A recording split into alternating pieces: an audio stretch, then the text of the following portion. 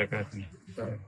ಬಹುಸಂಖ್ಯಾತರ ಭಾವನೆಗಳಿಗೆ ಬೆಲೆ ಕೊಡುವ ದೃಷ್ಟಿಯಿಂದ ಹಿಂದಿನ ಸರ್ಕಾರ ಗೋಹತ್ಯೆ ನಿಷೇಧ ಕಾನೂನನ್ನ ಕರ್ನಾಟಕದಲ್ಲಿ ಜಾರಿಗೆ ತಂದಿತ್ತು.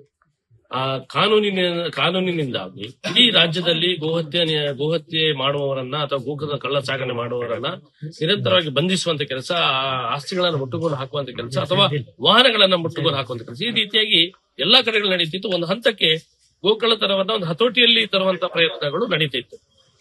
ಪೊಲೀಸ್ ಇಲಾಖೆ ಮಂಗಳೂರು ಇರಬಹುದು, ಉಡುಪಿ ಇರಬಹುದು, ರಾಜ್ಯದ ಇತರ ಭಾಗಗಳಲ್ಲಿ ಇರಬಹುದು, ಎಲ್ಲಾ ಕಡೆಗಳಲ್ಲಿ ಕೂಡ ಈ ರೀತಿಯಾಗಿ ಆಸ್ತಿಗಳನ್ನ ಮುಟ್ಟುಗೋಲು ಹಾಕುವಂತದ್ದು, ವಾಹನಗಳನ್ನ ಜಪ್ತಿ ಮಾಡುವಂತ ಈ ರೀತಿ ನಡೀತಿತ್ತು. ಆದ್ರೆ ಇವತ್ತು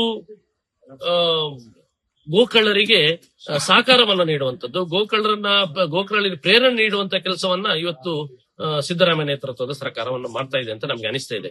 ಯಾಕೆಂತ ಕೇಳಿದ್ರೆ, ಇವತ್ತು ಗೋಕಳ್ಳತನ ಮಾಡಿದ ನಂತರ, ವಾಹನಗಳನ್ನ ಮುಟ್ಟುಗೋಲು ಹಾಕಿದ ನಂತರ ಅದನ್ನ ಬಿಡುಗಡೆ ಮಾಡಬೇಕಾದ್ರೆ ಎಸಿ ಕೋರ್ಟ್ಗೆ ಹಾಜರುಪಡಿಸಿದ ನಂತರ ಅದಕ್ಕೆ ಬೇಕಾದಂತ ಒಂದು 10 ಲಕ್ಷದ ವಾಹನ ಆದ್ರೆ ಅದು 10 ಲಕ್ಷದ ಬಾಂಡ್ ಅನ್ನು ಇಟ್ಟು ಅದನ್ನ ಬಿಡುಗಡೆ ಮಾಡುವಂತದ್ದು ಆಗ್ಬೇಕು. ಆದ್ರೆ ಇವತ್ತು ಆ ಕಾನೂನನ್ನ ತಿದ್ದುಪಡಿ ಮಾಡಿ ತಕ್ಷಣ ಅದು ಬಹಳ ಸುಲಭವಾಗಿ ಅದನ್ನ ಗಾಡಿಗಳನ್ನ ಅಥವಾ ವಾಹನಗಳನ್ನ ಬಿಡಿಸುವಂತಹದ್ದ ಕಾನೂನನ್ನ ತಿದ್ದುಪಡಿ ಮಾಡುವಂತ ವ್ಯವಸ್ಥೆ ಇವತ್ತು ಸಿದ್ದರಾಮಯ್ಯ ಸರ್ಕಾರ ನೇತೃತ್ವದಲ್ಲಿ ನಡೀತಾ ಇದೆ. ಈ ಹಿಂದೆ ಸುಮಾರು ಒಂದು ತಿಂಗಳ ಹಿಂದೆ ಸಿದ್ದರಾಮಯ್ಯನವರು ಮಂಗಳೂರಿಗೆ ಬಂದಾಗ ಇಲ್ಲಿಯ ಜಿಹಾದಿ ತಂಡ ಏನಿದೆ, ಗೋಕಳ್ಳತನ ಮಾಡುವಂತಹ ಮಾಫಿ ಏನಿದೆ, ಅವರನ್ನು ಭೇಟಿಯಾಗಿ ಈ ರೀತಿಯಾಗಿ ಮನವಿ ಮಾಡಿದೆ ಅಂತ ನನಗೆ ಅನಿಸ್ತದೆ. ಯಾಕೆಂತ ಕೇಳಿದ್ರೆ, ಅವರು ಹೋದ ತಕ್ಷಣ ನಾಡಿದ್ದು ನಡೆಯುವಂತಹ ಬೆಳಗಾವಿಯಲ್ಲಿ ನಡೆಯುವಂತ 8ನೇ ತಾರೀಕಿಗೆ ನಡೆಯುವಂತ ಅಧಿವೇಶನದಲ್ಲಿ ಇದನ್ನ ತಿದ್ದುಪಡಿ ಮಾಡುವಂತ ಕಾನೂನನ್ನ ತಿದ್ದುಪಡಿ ಮಾಡ್ತಾ ಗೋಕಳ್ಳರಿಗೆ ಸಹಕಾರವನ್ನು ಕೊಡುವಂತ ಕೆಲಸ, ಮತ್ತೆ ಗೋಕಳ್ಳತನ ಹೆಚ್ಚು ಮಾಡುವಂತೆ ಮತ್ತು ಸಮಾಜದಲ್ಲಿ ಅಶಾಂತಿಯನ್ನು ಸೃಷ್ಟಿ ಮಾಡುವಂತ ಕೆಲಸವನ್ನ ಇವತ್ತು ಸಿದ್ದರಾಮಯ್ಯ ನೇತೃತ್ವದ ಸರ್ಕಾರ ಮಾಡ್ತಾ ಇದೆ.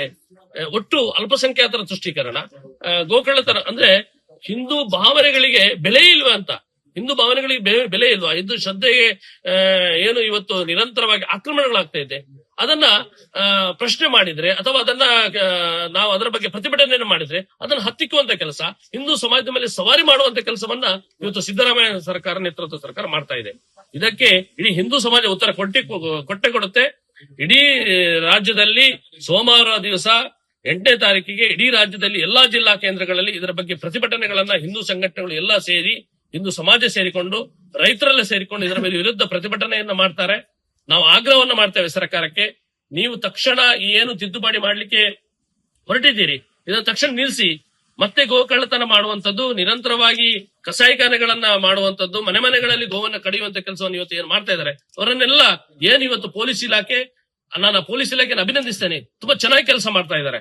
ಏನು ಕಾನೂನಿದೆ ಆ ಕಾನೂನಿನ ರೀತಿಯಲ್ಲಿ ಕೆಲಸಗಳನ್ನ ಮಾಡ್ತಾ ಇದ್ದಾರೆ. ಆದ್ರೆ ಈ ಸರ್ಕಾರ ಈ ರೀತಿಯ ಗೋಕಳ್ಳರನ್ನ, ಜಿಹಾದಿಗಳನ್ನ, ಗೋಮಾಫಿಯಾವನ್ನ ಬೆಳೆಸುವಂತ ಕೆಲಸವನ್ನ ಮಾಡ್ತಾ ಇದೆ ಅಂತ ಹೇಳಲಿಕ್ಕೆ ಇಚ್ಛೆ ಪಡ್ತೇನೆ. ಅನಂತರ ಈ ಪ್ರತಿಭಟನೆಯಲ್ಲಿ ಇಡೀ ಹಿಂದೂ ಸಮಾಜ ಭಾಗವಹಿಸಬೇಕು, ಎಲ್ಲ ರೈತರುಗಳು ಭಾಗವಹಿಸಬೇಕು ಎನ್ನುವಂತ ಆಗ್ರಹವನ್ನು ಕೂಡ ನನಗೆ ಅನಿಸುವುದು. ಸಿದ್ದರಾಮಯ್ಯ ನೇತೃತ್ವದ ಸರ್ಕಾರ ಹಿಂದೂ ಸಂಘಟನೆಗಳನ್ನ ಗುರಿಯಾಗಿಟ್ಕೊಂಡೇ ಇವತ್ತು ದ್ವೇಷ ಭಾಷಣದ ಬಗ್ಗೆ ಒಂದು ಕಾನೂನನ್ನು ತರುವಂತ ಕೆಲಸ ಹೊರಟಿದೆ. ದ್ವೇಷ ಭಾಷಣ ಅಲ್ಲ, ಇದ್ದಂತ ವಿಚಾರಗಳನ್ನ ಸಮಾಜಕ್ಕೆ ತಿಳಿಸುವಂತ ಪ್ರಯತ್ನ. ಇವತ್ತು ಗೋಕಳ್ಳತನ ನಡೀತಾ ಇದೆ, ಹಿಂದೂ ಭಾವನೆಗಳಿಗೆ ನೋವಾಗ್ತಾ ಇದೆ, ಹಿಂದೂ ಶ್ರದ್ಧೆಗೆ ಪೆಟ್ಟು ಬೀಳ್ತಾ ಇದೆ. ಹಾಗಿರ್ಬೇಕಾದ್ರೆ ಇದಕ್ಕೆ ಸಮಾಜಕ್ಕೆ ತಿಳಿಸುವಂತ ಕೆಲಸ ಮಾಡ್ಲೇಬೇಕಲ್ಲ. ಗೋವನ್ನ ಕತ್ಕೊಂಡು ಹೋಗ್ತಾರೆ, ಗೋವನ್ನ ಕಸಾಯ ಮಾಡ್ತಾರೆ, ಗೋವುಗಳನ್ನ ರಸ್ತೆಗಳಲ್ಲಿ ಕತ್ತರಿಸ್ತಾರೆ ಅಂತ ಹೇಳಿದ್ರೆ ಅದಕ್ಕೆ ಸಮಾಜಕ್ಕೆ ತಿಳಿಸಿ ಸಮಾಜದಲ್ಲಿ ಜಾಗೃತಿಯನ್ನ ಕೆಲಸವನ್ನ ಮಾಡ್ಬೇಕಾಗತ್ತೆ. ಅದನ್ನು ಸಮಾಜಕ್ಕೆ ತಿಳಿಸಿ ದ್ವೇಷ ಭಾಷಣ ಆಗತ್ತಾ?